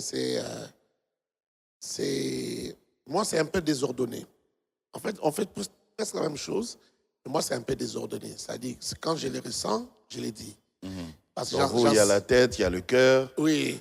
Je l'enseigne aux jeunes, je l'enseigne aux gens qu'il faut entretenir le feu de l'amour, parce que l'amour ne s'entretient pas lui-même. L'amour, on l'entretient. C'est comme des fleurs qu'il faut arroser. C'est comme un feu qu'il faut entretenir. Il faut ajouter un peu de l'essence, si vous voulez, du pétrole, je ne sais pas. Donc, je l'ai fait. Mais depuis un moment, depuis qu'on a commencé à grandir, à prendre de l'âge, ma femme a placé des principes comme elle a dit tout à l'heure. C'est-à-dire, par exemple, quand des matins, je lui dis bonjour chérie, bisous chérie, je t'aime. Elle répond, mais elle m'attend. Elle attend. Elle attend quand je lui dis je sors. Avant de sortir, Oui, ça aussi. elle me dit il ne faut pas sortir sans faire les bisous. Toujours. Professeur des écoles. Parfois, quand je dis bon bisous chérie, il dit non. Tu as oublié quelque chose. Oui. Donc, ce n'est pas parce que c'est quelqu'un de... Et vous le faites de gaieté de cœur ou bien ça vous embête deux fois? Que cette femme Parfois, c'est aussi, embêtant quand tu es bisous pressé. toujours, je suis pressé. Parce que tu es pressé. Mais je comprends ce qu'elle fait. C'est pas forcément qu'elle a besoin d'un câlin. Voilà un homme qui me comprend. Je la connais très bien. C'est un peu comme ce qu'elle dit quand elle parle du calcul. C'est pas forcément qu'elle a besoin de câlins, mais elle veut que ce soit des principes qui restent pour que la vie soit toujours bien. C'est-à-dire que ces fleurs de l'amour soient toujours arrosées. Que cette flamme de l'amour soit toujours bien entretenue. Soit toujours attisée, ces feux-là. Donc, je comprends. Et elle veut que ça reste comme ça. C'est pour nous, mais c'est aussi pour nos enfants. Exactement. Donc, je suis enseignant de la parole. Quand elle fait, je comprends ce qu'elle fait. C'est aussi pour nos enfants. Pour que nos enfants sachent, même si elles ne sont pas là toujours dans la chambre, même si elles ne sont pas là toujours quand on se sépare, qu'elles sachent que c'est comme ça, c'est ça la vie normale. Quelqu'un pourrait dire, mais nous les Bantous, on n'est pas très bisous, bisous, câlin, câlin. Oui, mais justement, c'est pour cela qu'elle parle du calcul. C'est-à-dire, l'amour peut être là, mais sans s'exprimer. C'est ça notre problème, nous les Bantous. Tu vois un homme qui dit jamais je t'aime, mais il dit, mais oh, Sauf qu'il ne le dit pas. parce que justement, nous les Bantous, on a ce problème-là. C'est-à-dire, on garde dans le cœur, on emmagasine dans le cœur.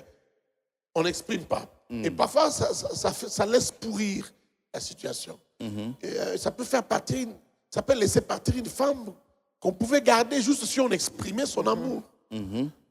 Déjà, parfois, on vient des éducations différentes, des familles différentes, ainsi de suite. Donc, c'est un peu ça aussi l'essence de ces calculs-là. Il faut savoir exprimer son amour. Ok. Donc voilà, c'est ce que nous faisons. Calcule pas pour dans le sens entretenir. de détruire. Hein. Oui, et puis comme Non, on dit pas dans pour le sens les de faire du enfants, mal à que ce soit l'autre. un modèle pour que les enfants grandissent avec ce modèle-là. Voilà. Donc, Et ça, c'est le cerveau, c'est pas le cœur. Ça doit se calculer. C'est-à-dire, tu sais que quand je vis, ce n'est pas l'éducation, c'est pas seulement ce que je dis aux enfants. L'éducation, c'est ce que j'ai fait, ce qu'ils voient.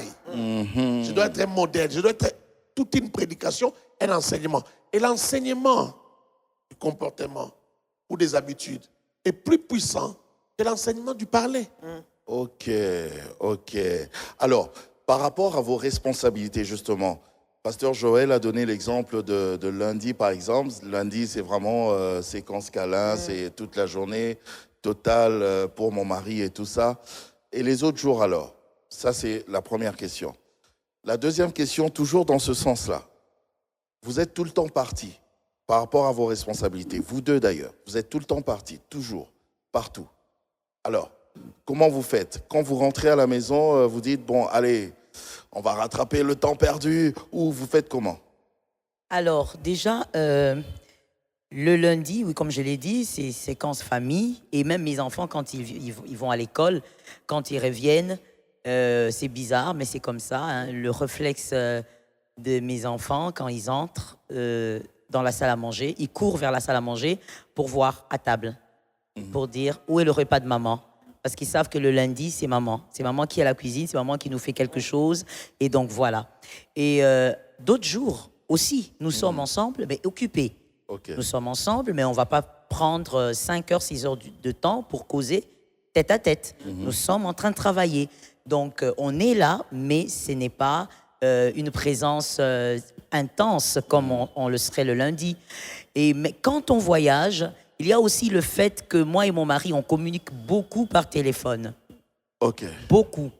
Alors, même quand il est... Donc, il ne vous manque pas? Non. Ça veut dire pas qu'il ne me manque pas, mais même quand on est au loin, on fait la même chose, au fait. On fait la même chose. Quand moi, j'ai fini de prêcher, il est arrivé d'ailleurs plusieurs fois, quand je finis de prêcher, quand je suis à l'étranger, quand j'ouvre mon téléphone, c'est le message de mon mari qui est là. Est-ce que tu as fini? Je le trouve déjà. Et puis, bon, voilà, on parle, on peut passer même 1 heure et plus à parler au téléphone et voilà, ça veut dire que l'absence, on ressent l'absence parce que physiquement la personne n'est pas là, mais la communication c'est tout le temps, on est tout le temps là, on est tout le temps scotché sur nos téléphones quand on est à distance et pareillement avec les enfants. Et vous voyez tout ça, pasteur, c'est aussi la tête. C'est difficile à gérer, hein, tout ça, hein. C'est compliqué quand même. Non, c'est pas difficile à gérer quand on est ordonné. Quand on a placé les principes, chaque chose est à sa place. Finalement, c'est une vie. Quand et on puis, est complémentaire. Voilà, c'est une vie. On se comprend. Vous voyez, je reviens à ce que j'avais dit au début quand je devais faire mon choix. Donc, on se comprend et on sait que bon, quand on vit comme ça, on est proche. Ça nous solidifie au lieu que tous ces voyages et ces responsabilités nous émiettent. Okay. Êtes-vous une femme jalouse? Moi? Ah, chérie, est-ce que je suis une femme jalouse? Si je devrais me décrire, non. Je ne suis pas une femme jalouse, je suis une femme ordonnée. Je ne suis pas une femme jalouse, c'est-à-dire... Aidez-nous. C'est-à-dire que je ne fais pas des crises de jalousie, mais comme je dis, je suis ordonnée. Je suis ordonnée. Un peu de jalousie, hein. Bon, je ne sais pas si vous appelez jalousie déjà, mais ordonnée, c'est-à-dire que... Moi, j'en ai tant. Allez-y. Oui, je te laisserai me massacrer. Alors, je veux dire seulement que quand il y a quelque chose autour de lui, j'aimerais que ça soit clair, que les choses soient bien définies. Qui est qui et qui fait quoi. Même... Pasteur, vous n'aurez pas ce que vous recherchez là. Je ne suis pas une femme jalouse. La preuve, c'est que quand mon mari me donne son téléphone, moi, ça me fait mal à la tête.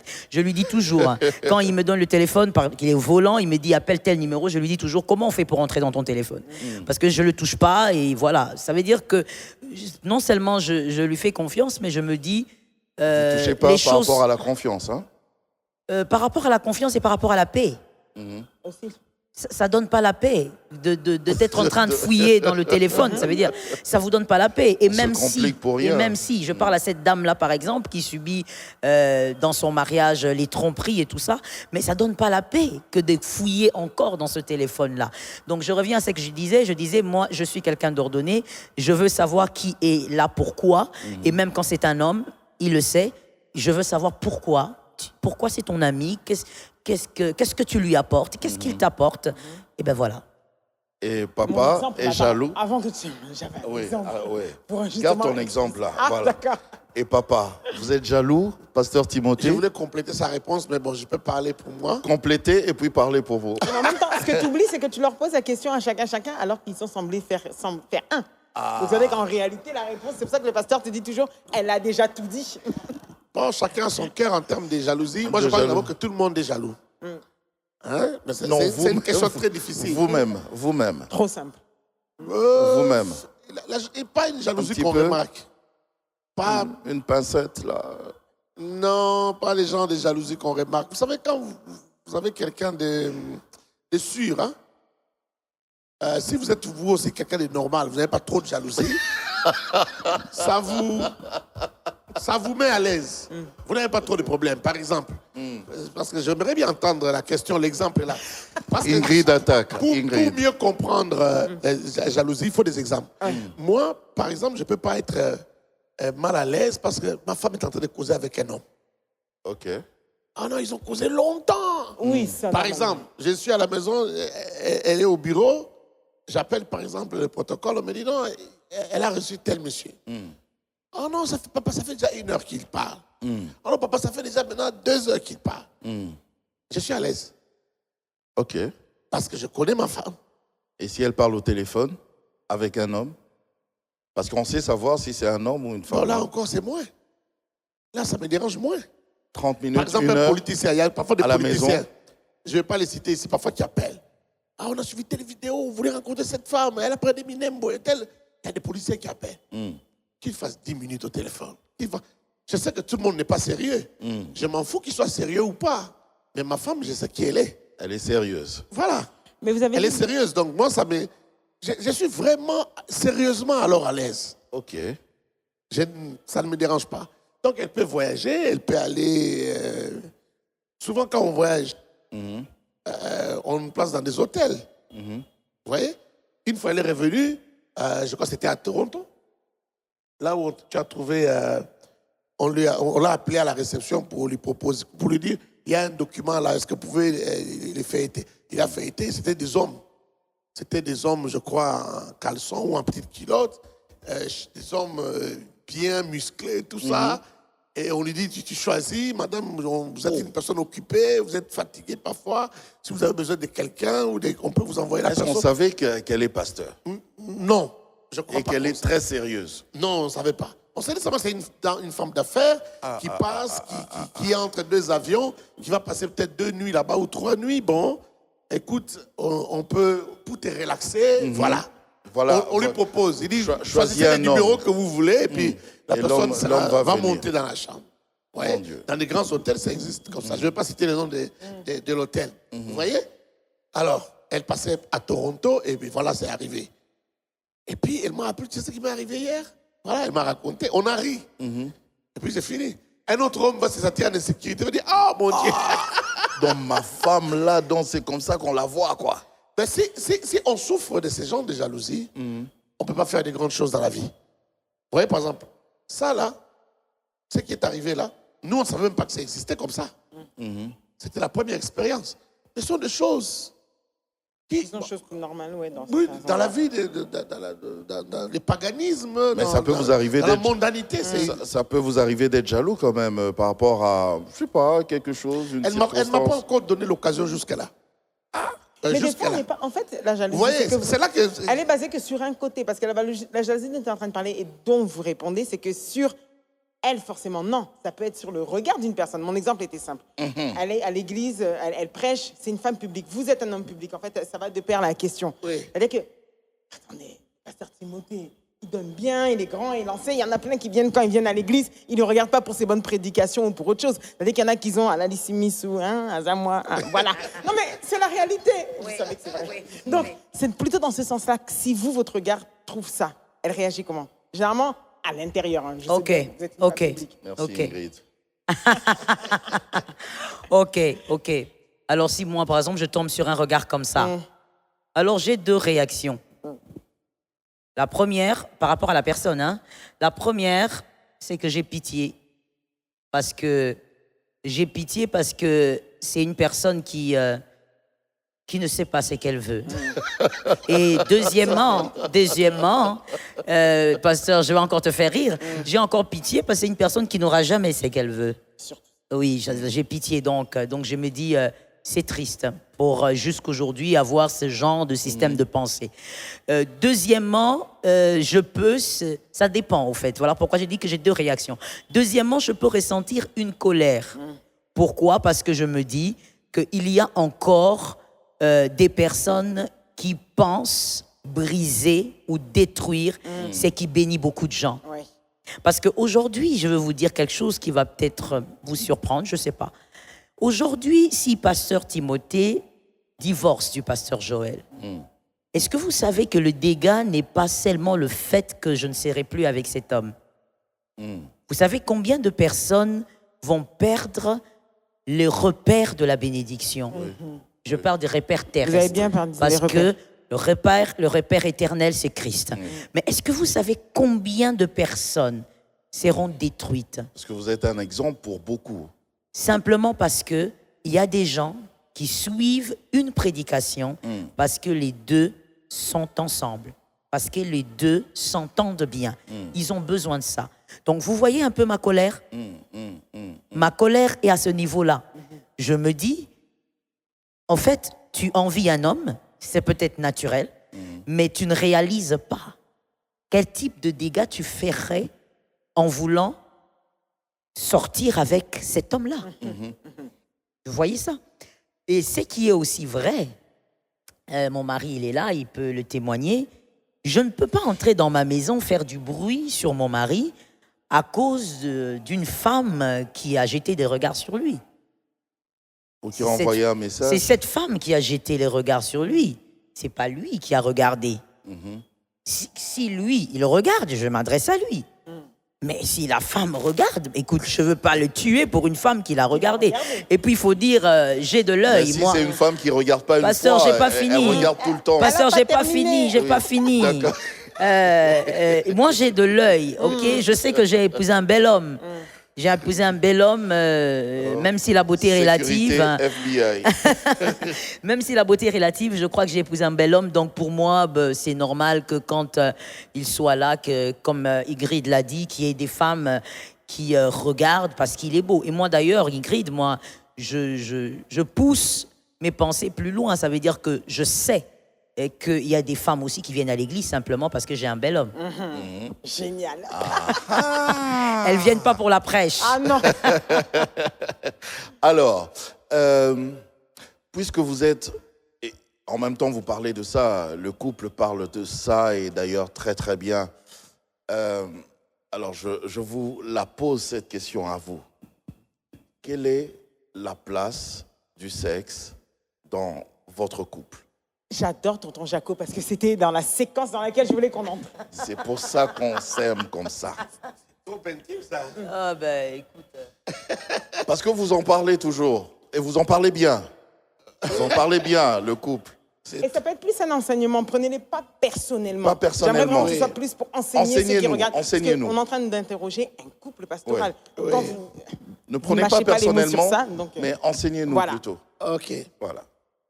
Waouh. Je ne m'attendais pas à une telle question. Mais bon, quelle place? Une place importante. Mais comment, puisque vous êtes trop occupé? On trouve toujours du temps. Est-ce que ça permet de réparer? Je vais m'expliquer. Est-ce que c'est réparateur? Il y a des couples qui s'engueulent le matin, ils s'insultent à midi. À 14h, l'un est parti. à 18h, on s'est réconcilié, mais on ne s'est pas forcément réconcilié. On trouve que c'est le sexe qui va arranger les problèmes. Est-ce que c'est réparateur? Non, Alors là, je mon crois mari que- a la réponse. Je crois que ça, c'est une bêtise. Ok. Je crois que le sexe n'a pas été fait. Quand je parle du sexe, vous voyez de quoi je parle. Oui. Pour réparer, L'intimité. pour réparer, Non, les, pour réparer les problèmes, conflits. Les conflits, il faut les réparer. Il faut parler. Il faut se parler. On s'est refusé de réfléchir comme ça. Oui. Mhm. Donc, nous, on n'utilise pas. D'ailleurs, quand on a des problèmes, alors le sexe n'a pas sa place parce qu'on n'est pas de bonne humeur. Ça se passe dans la tête, ces choses-là. Vous savez, les gens qui réparent avec le sexe, qu'est-ce qu'ils font en réalité?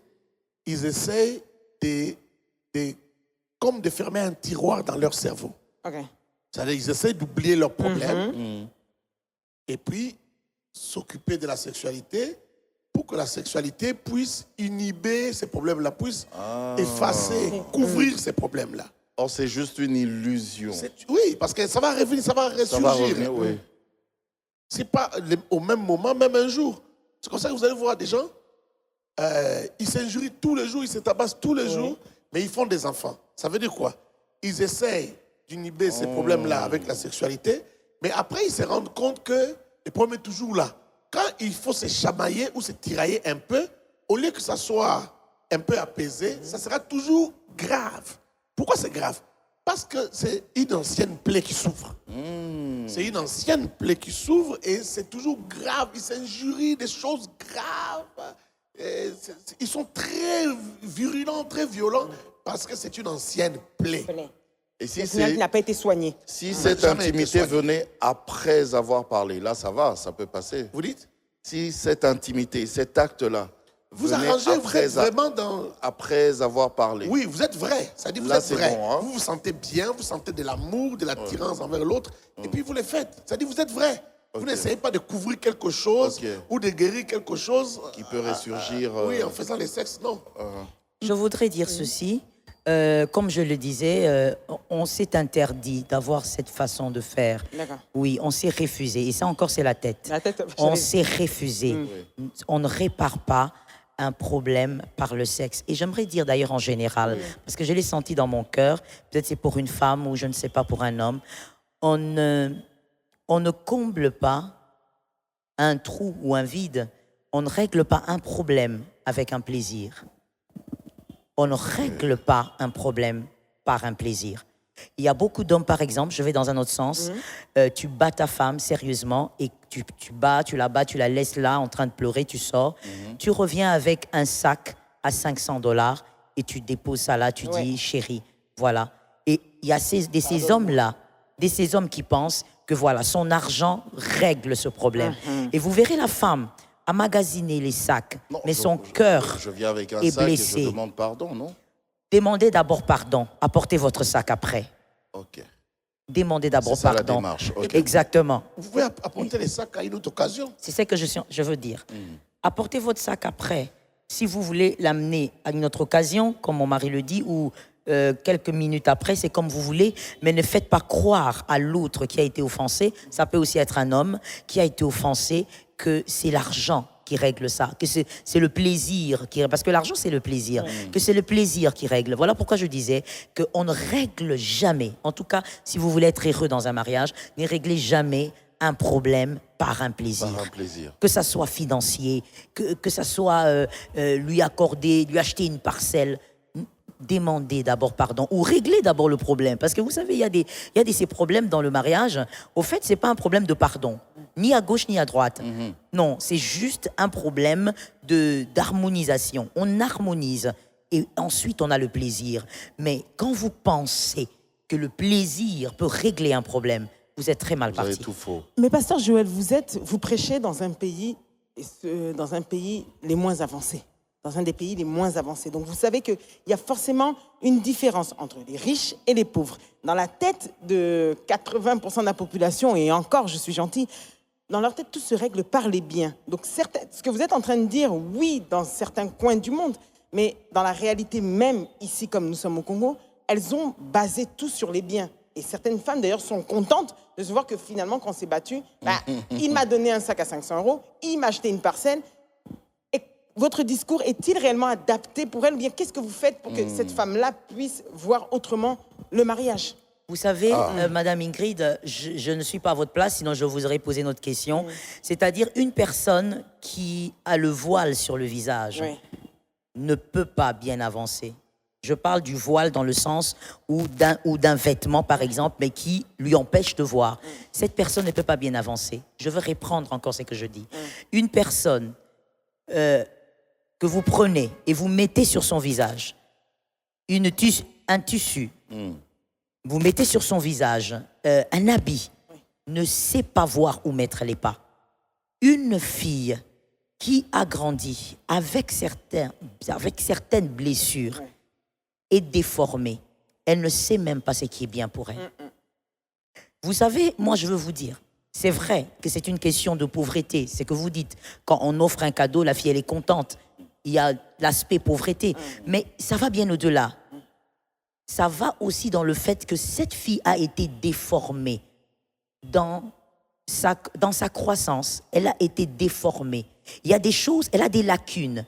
Et comme elle a des lacunes, elle ne sait même pas ce qui est bien pour elle. C'est qu'elle accepte aujourd'hui en disant « il m'a offert une voiture parce qu'il m'avait giflé hier ». Elle est contente.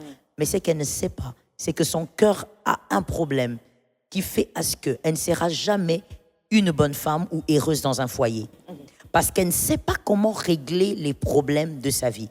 Une personne qui vous offre des biens au lieu de réparer, c'est un manque de respect. Mais cette fille ne sait pas que c'est un manque de respect. À cause peut-être de la situation sociale, elle ne peut pas savoir que c'est un manque de respect. Mais Dieu merci, elle vous écoute aujourd'hui. Qu'est-ce qu'elle devrait faire? Je dis à cette fille, commence d'abord par comprendre que tu n'es pas achetable. On n'achète pas ta paix.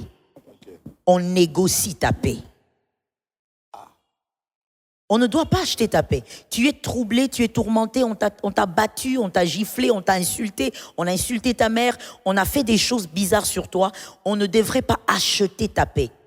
T'offrir une maison, t'offrir un sac, t'offrir une voiture. Ça, c'est acheter ta paix. Et vous savez quoi? Je vais vous dire, pasteur, quand on achète votre paix, quand une personne sait qu'elle peut acheter votre paix, elle connaît le mode opératoire. Demain, elle rachètera votre paix encore. La personne, il va jamais réparer parce que réparer, c'est quoi? Ce n'est plus refaire.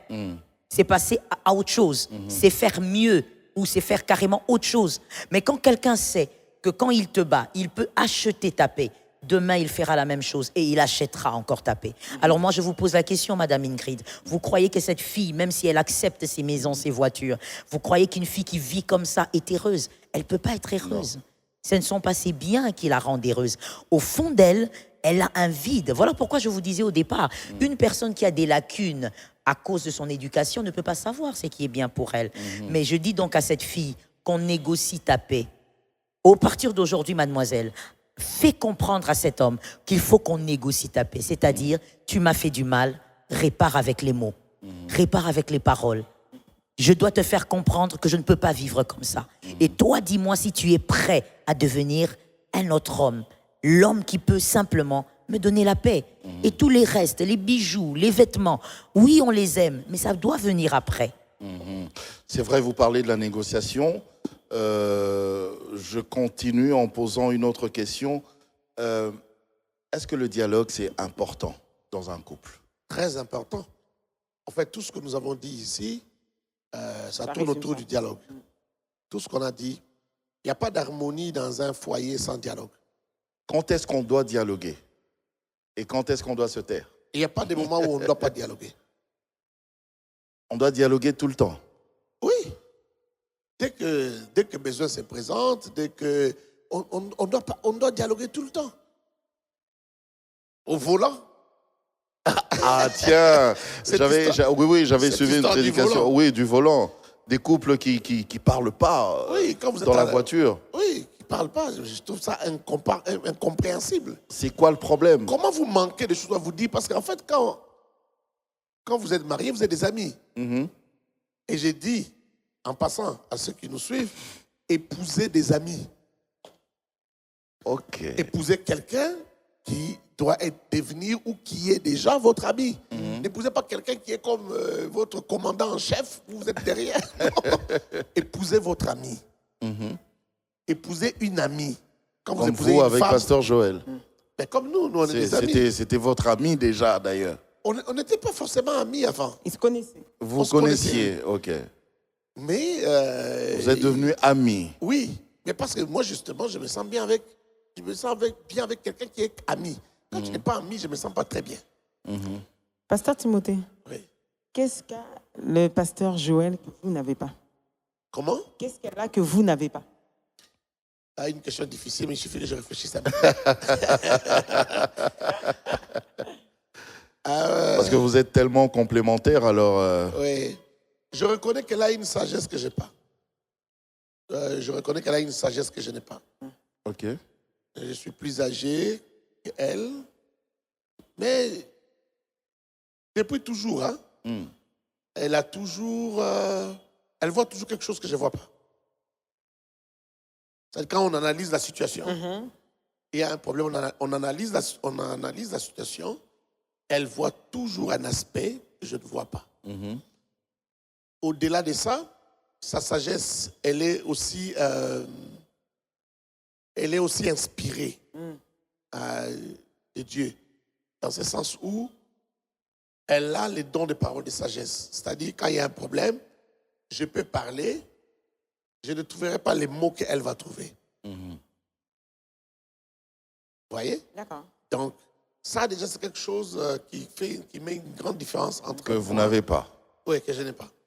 Ok. Que je n'ai pas. Mais tous les restes, c'est un peu pareil. Hein. Vous êtes tellement... Soit j'en ai tellement un peu en ensemble. plus, elle en a un peu en moins, soit elle en a un peu en plus, moi j'en ai en moins. Mais ce sont des choses qu'on a. Mais elle, c'est cette sagesse-là. Même dans l'éducation des enfants, même dans beaucoup de choses. Vous aimez ces prédications? Si j'aime ces prédications, j'ai cherché une réponse appropriée. J'ai cherché une réponse appropriée. Ça, c'est la tête. Oui. Aimer, c'est peu. Aimer, si je dis simplement j'aime, hein, aimer, c'est pas suffisant comme réponse. Ça dit, j'aime, naturellement, j'aime. Mais je voulais trouver une réponse un peu plus que ça. Parce que là, je m'adressais aux prédicateurs qui jugent, enfin, qui jugent pas, mais qui voient une autre prédicatrice. C'est ça, je demandais, vous aimez dans ce sens-là? Ah oui, oui, oui, prédications. oui, oui. Oui, j'aime ces prédications. Mais écoute, c'est pourquoi j'ai dit que j'ai cherché une réponse plus que aimer. Ok, d'accord. Parce que si je n'aime pas, je vais lui dire. Ah, ça vous est déjà Directement. arrivé des fois de trouver que, je sais pas, même dans Si je votre n'aime pas, parcours... je vais lui dire. Si je ne vais pas lui dire pour la déranger, mais je vais lui dire pour améliorer. Améliorer, oui. Donc, ça dit que Vous l'avez déjà fait. quelque part, je suis artisan. Quand elle prêche, c'est pas seulement ça prêche, mais c'est un peu Vous l'avez déjà un fait? produit qui sort de notre maison. Bien sûr. Ça dit, ça nous appartient tous, ça nous fait tous du bien. Il n'y a pas que moi qui parle, même les enfants. Quand, maman, là, tu avais exagéré, maman. Ah oui? Ben oui. Et vous le prenez comment? Plutôt bien ou bien? Non, on censure. Quand c'est les enfants, bon, d'accord. Alors, mais quand c'est l'autre qui dit, ben voilà, là, On censure. Bon, si tu n'es pas d'accord. chérie, tu as un peu... Oui, si tu n'es pas d'accord, il y a une discussion qui s'engage. Je l'ai fait avec elle, elle aussi l'ai fait avec moi. Quel genre de discussion théologique? Enfin, pasteur Joël, je veux vous entendre parler. Déjà, ce que mon mari n'a pas dit, c'est que pour moi et lui, c'est automatique. Hein. D'accord. Ça veut dire que quand l'un a fini, il attend la réponse de l'autre ou la réaction de l'autre. Et quand ça ne vient pas, on pose la question. Ben, comment c'était? C'est automatique, vraiment. Même quand ça se fait dans notre propre maison, je veux dire dans la communauté, dès qu'il finit son culte, on est dans la voiture, c'est la réaction, ça veut dire, il me demande comment c'était, et puis moi, ben, on en parle, et puis voilà, vice-versa. Et comme il dit, les enfants aussi, très souvent, quand on est à table, disent, bon, maman là, tu as exagéré, maman, il ne faut pas dire ça, maman là, tu as stigmatisé les gens. Et oui, les enfants d'aujourd'hui, c'est incroyable. Ah, ça. Alors, et donc, ça arrive. Et pour répondre au pasteur Jaco, est-ce que ça... Généralement, quand on en discute, il s'agit de quoi? Ben, vous avez raison, généralement, ce sont les points doctrinaux pour en discuter. Parce que très souvent, quand il me dit non, là, c'était pas bien, il fallait faire ça, je dis ok, d'accord. Et puis des fois même, je me dis, mais comment j'ai pas vu ça? Mais comment j'ai... D'accord. Et puis d'ailleurs, c'est lui qui m'encourage, qui me dit non, c'était pas grave, mais bon, tu peux dire ceci ou cela. Donc c'est bien pris. Mais quand il arrive qu'on en discute, ce sont des points doctrinaux. Là, il me dit non, mais là, est-ce que la Bible dit ça? Est-ce que là, selon l'évangile de tel, là, on en discute. Mais en dehors de ça, quand ce sont des remarques, des reproches, on n'en discute pas, chacun le prend bien. Mais est-ce que lui accepte quand vous lui dites? Oui. Ok. Il le prend très bien. J'ai bien choisi, je te disais. Il le prend très bien, il le prend très bien. Et puis, des fois même, il me dit mais pourquoi j'arrive pas à arrêter ceci? Je dis, ça va aller. On le prend très bien. D'accord. Ok. Quelles sont les limites à ne pas dépasser dans le mariage pour éviter le pire? Les limites à ne pas dépasser dans le mariage. De quelles limites s'agit-il? En général. En Si général. vous pouvez en donner, vraiment, c'est plus pour des personnes qui nous regardent et qui sont en train de voir un couple en train de parler, un couple qui édifie, un couple qui est un modèle. Quelles sont généralement les limites? Prenez-le dans sa généralité, dans sa globalité. Je pense que il faut rester dans les limites de l'amour, dans les limites du bien-être, bien traiter l'autre. Il faut rester dans ces limites-là. Ouais. Il arrive parfois que les gens se punissent les uns les autres. Même quand il faut punir, il faut rester dans ces limites-là. Il faut savoir que l'autre ne doit pas avoir l'impression que c'est de la méchanceté. D'accord. Il faut rester dans les limites de l'amour, du bien-être, souhaiter que de bonnes choses arrivent à l'autre.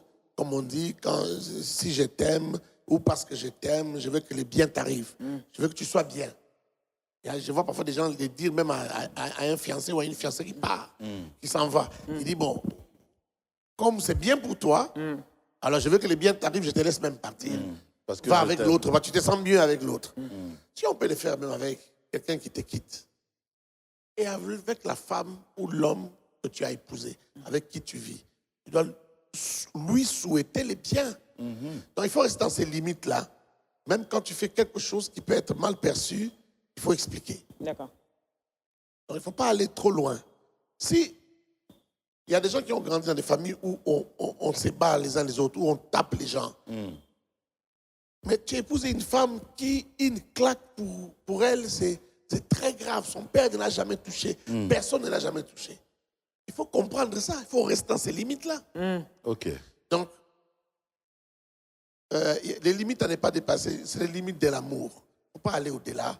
Et puis les limites du bien-être, de la compréhension. Si elle ne peut pas comprendre ce que tu fais, alors ne les fais pas. Ok. D'accord. Ok. Là, nous sommes arrivés pratiquement à la fin. Mais est-ce qu'il y a quelque chose que vous aimeriez ajouter par rapport à tout ce qu'on s'est dit? Parce qu'on a vraiment voyagé, on va dire, dans tous les sens. Dans les temps, dans l'espace. Voilà. Parce qu'on pourrait rester là pour 2h30. Hein. Je Oui. continuerai à attaquer Différents. le pasteur Ah, Joël. oui. On le sait, on le sait. Parce que ça, c'est une bibliothèque, hein, ce couple. Franchement, mais vraiment, moi, je vous apprécie beaucoup. Merci, tonton Jaco. Merci beaucoup. On partirait sur plein d'exemples, l'infidélité, on creuserait. Ah. On partirait sur tout ça. Non, mais c'est vrai, Qu'est-ce qu'on peut-être. aurait dit? Un petit mot à chacun Qu'est-ce que j'aurais voulu? qu'on peut garder juste pour cette fin. J'aimerais dire aux gens qui nous suivent que, parce que j'ai déjà entendu quelqu'un dire, on avait une fille à l'église, une sœur à l'église qui a dit une fois à son fiancé qui était aussi un frère de l'église, oh, toi tu suis ce qu'ils disent là, ce qu'ils font là, comment ils appellent ça, du théâtre ou quoi là? Ils font semblant. C'est pas ce qu'ils vivent C'est pas eux-mêmes. vraiment ce qu'ils vivent. Quand on a appris ça, on a plutôt eu pitié d'elle. Parce qu'elle n'a pas de modèle dans sa vie. Donc, elle regarde ses parents vivre. Elle nous voit vivre. Elle se dit, ça ne peut pas être la vérité. C'est du théâtre. C'est du théâtre. C'est vraiment triste. J'aimerais dire aux gens qui nous suivent, qui n'ont peut-être jamais eu de modèle, ils ont vécu dans des familles où il n'y avait pas ce genre de complicité, d'amour et tout ce qu'on a dit ici, qu'il existe autre chose. Il faut y croire. Si vous n'avez pas vu des gens autour de vous les vivre, ça peut commencer avec vous. Vous pouvez les vivre. À ceux qui vivent, qui sont déjà ensemble et qui n'arrivent pas à vivre une telle complicité, je leur dis, vous pouvez aussi changer vous aussi, vous pouvez changer. C'est possible. C'est possible. Vous pouvez vivre autre chose. Vous aimez vraiment vivre dans la paix, dans la joie, rire aux éclats, vous sentir bien chez vous et avoir toujours des choses à vous dire au volant, partout, à la fête, partout. Vous racontez des belles choses. Vous aimez vivre comme des amis. Au volant. Au volant. Vivre comme des amis qui s'aiment.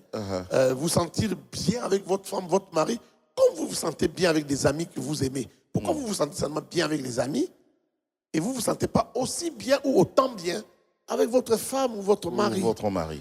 C'est possible. C'est possible. Voilà. Dieu vous bénisse.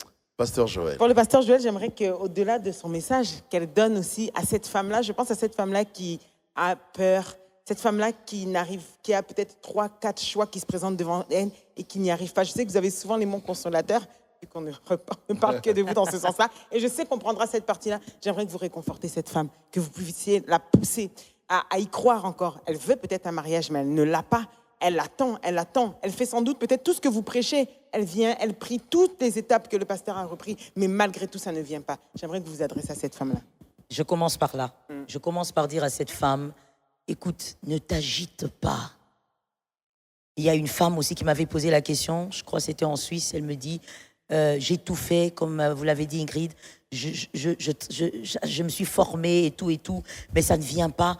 Je lui ai dit, arrête de vivre comme si tu attendais un sauveteur. Arrête de vivre comme si tu attendais une bouée de sauvetage. Vis ta vie et laisse le mariage te trouver. Laisse le mariage te rencontrer. Laisse le mariage arriver. Mais toi, ne sois pas focus dessus. Sinon, tu auras justement l'impression que tu fais tout, mais ça n'arrive pas. Vis ta vie. Sois cette célibataire heureuse. Je veux te dire une chose. Mademoiselle, il n'y a rien qui te manque. Tu ne manques de rien. Ne pas être marié ne voudrait pas dire que tu manques de quelque chose. Mais seulement, le mariage est un bon complément qui t'aidera à te réaliser. Mais tu n'es pas incomplète. Alors je dis à cette sœur, continue de faire ce que tu faisais et vis ta vie. Le Seigneur va permettre que ça arrive. J'aimerais donc moi dire, pour terminer, s'il vous plaît, vous qui êtes mariés, monsieur, madame, vivez votre amour avec beaucoup d'émotions et de sentiments, mais réfléchissez aussi sur votre amour. Prenez du temps pour réfléchir sur votre amour. Continuellement d'ailleurs, réfléchissez sur votre foyer et ça va vous aider. Le Saint-Esprit fera sa part. Mais écoutez, la Bible dit, c'est votre corps qui est le temple du Saint-Esprit. La Bible ne dit pas que le Saint-Esprit repose uniquement sur votre cerveau ou dans votre cerveau. Il vous a laissé cet espace-là, réfléchissez et ça vous permettra de tenir et d'harmoniser les choses avec évidemment le Saint-Esprit. Amen. Merci. Amen. Merci. Merci à vous tous de nous avoir suivis. C'était une édition spéciale présentée avec tonton Jaco. Comme vous aimez bien ce duo, d'ailleurs, on a reçu le couple que va sceller autant le pasteur Timothée que le pasteur Joël. C'était un réel plaisir à vous tous. On se retrouvera sans doute. Ça veut dire que là, cette fois-ci, c'était la première fois puisque ça a tourné autour du mariage fiançailles. Quand ils reviendront pour la deuxième édition, je suis sûre, vous allez être ébahis. Merci à vous tous de nous avoir suivis et restez connectés ou encore restez branchés.